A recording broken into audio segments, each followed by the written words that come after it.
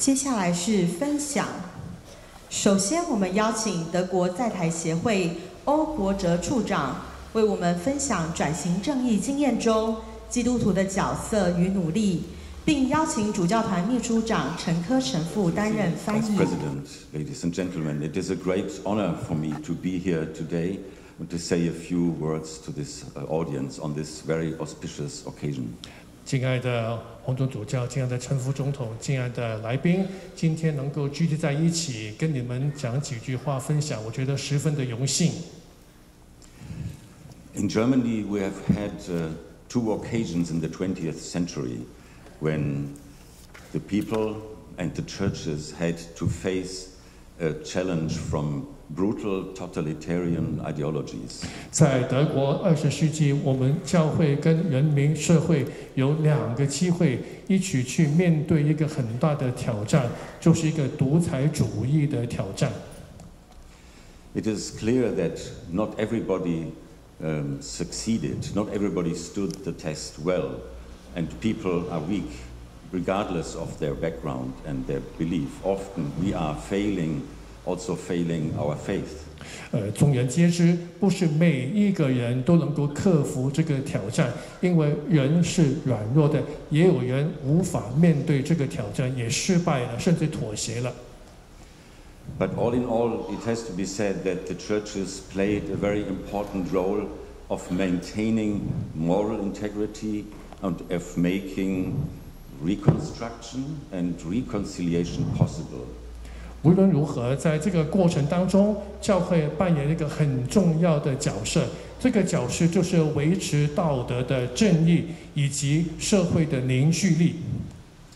Just last Sunday, we celebrated or remembered the Holocaust here in Taipei for the third time, and the President gave a speech, and it was a very solemn and very moving ceremony where we thought back to the horrors of the Nazi Holocaust. 上个主日，我们德国纪念我们德国历史上一个很悲惨的事件，就是大屠杀啊。总统也发表一个发言，是令人十分感动，令人深省。The Nazi ideology and the crimes they committed put the people and the church to the ultimate test in Germany.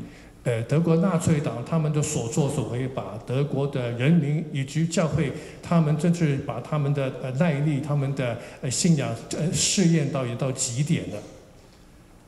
It is true that the Catholic Church was the only big group in the German society that survived the Nazi rule without caving in, and they put up a resistance until the last day. 从历史看来，德国的天主教是唯一在德国在这个纳粹这个执政的时期能够脱颖而出的，甚至没有妥协。Christians of both Catholic and Protestant spoke up against the genocide, but under very difficult conditions, and maybe they didn't succeed enough. They were probably not strong enough at that moment in time. 在这个大屠杀的过程当中，我们知道很多犹太人被杀死了。在这个过程当中，基督教、天主教的信徒连同发声来抵抗这个政策。当然可能做的还不是很够，不是完全100%的成功。But after the war, everybody knew that the churches would be needed to reconstruct German society, and they played a very important role in that. 尽管如此，可当第2次世界大战之后，德国的社会也更加需要教会去重建。One important fruit of this experience was also that the ecumenical cooperation in Germany between Catholics and Protestants grew very fast, and we achieved a unity which we'd never had before. 这个战后国家的重建，透过德国的天主教徒跟基督徒的合作，也促进了在德国里面的基督徒合一的交谈了。Now the second case just followed after the end of the war, because the eastern part of Germany, like all of Eastern Europe, were occupied by the Soviets, and a communist regime installed. 我们知道德国第2次大战是战败国，所以战败国就得瓜分了，东德就被归属于苏联了，所以德国就分成2个国家了，东德跟西德了。So that means that in East Germany, under communist rules, the churches again were under an enormous threat and pressure. 我们可以想象，在东德的教会是在很大的压力之下偷生的。It was mainly the Protestant churches because in Eastern Germany there is only a very tiny Catholic minority. 在德国，大部分都是基督教的信徒，天主教是一个很少数的一个数目。And again, it was the Christians, it was the churches who maintained the moral high ground against a brutal and totalitarian ideology. 在这个苏联的统治之下，同样的也是基督信徒在维持在这个暴政之下，维持道德的正直以及这种的正义感。We all know that the end of communism in Europe, to a great extent, is also due to the role which Saint John Paul II played. 我们知道共产党在欧洲的它的那个瓦解，大部分还是归功于我们现在的教宗圣教宗若望保罗2世。And the way he spoke and acted encouraged Christians all over Europe, especially under communist rule. 因为他身为教宗有这个身份地位，在那些东德当时苏联时代的那些地下的基督信徒讲话，鼓励他们。In Eastern Germany, much of the resistance, the peaceful resistance, the beginning of the peaceful revolution against communism was carried by the churches. 在东德那个抵抗那个共产党势力那种的和平的方式，那种非暴力的那个抵抗方式，还是来自那些地下那些基督信徒的。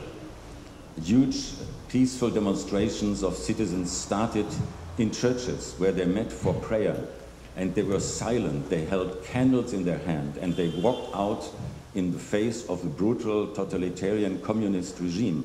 这种的非暴力的那种的政治街头活动是先从那个教会里开始的，一些基督徒一起聚会，很安静的非暴力，先从教堂开始。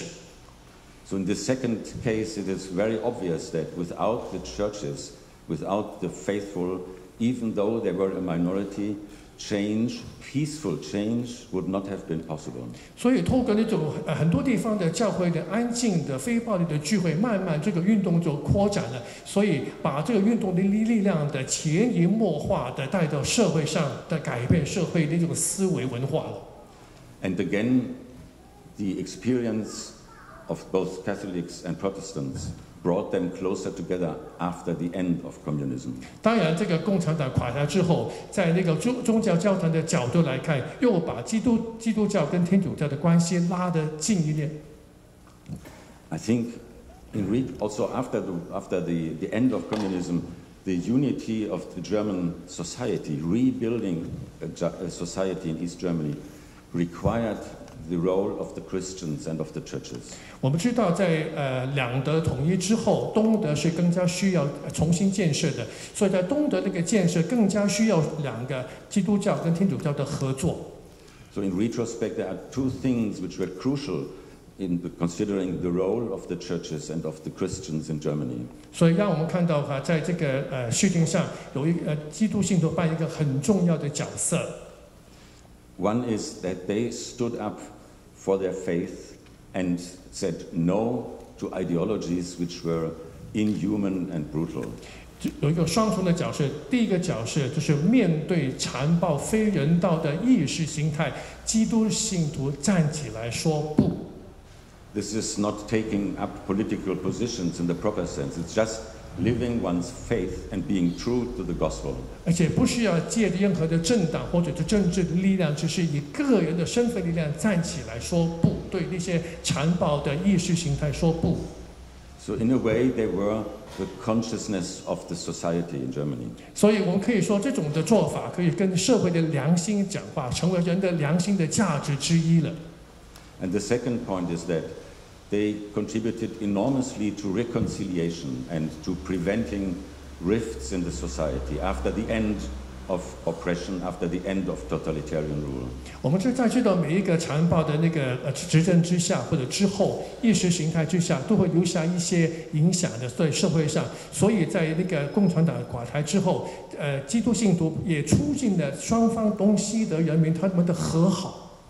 And that was possible because they didn't act out of political convictions, but out of faith. not on the basis of a party program, but on the basis of the gospel. 这是能够做到，就是因为它不是靠任何的政党的力量来推动表面上的合一，而是透过信仰。我们知道信仰是对每一个的良心讲话的，所以它的力量比任何的政治力量更加大、更加彻底。Thank you very much for your attention and for giving me the opportunity to share. 谢谢你们聆听，谢谢你们给我机会跟你们分享。Thank you, Mr. Eberts.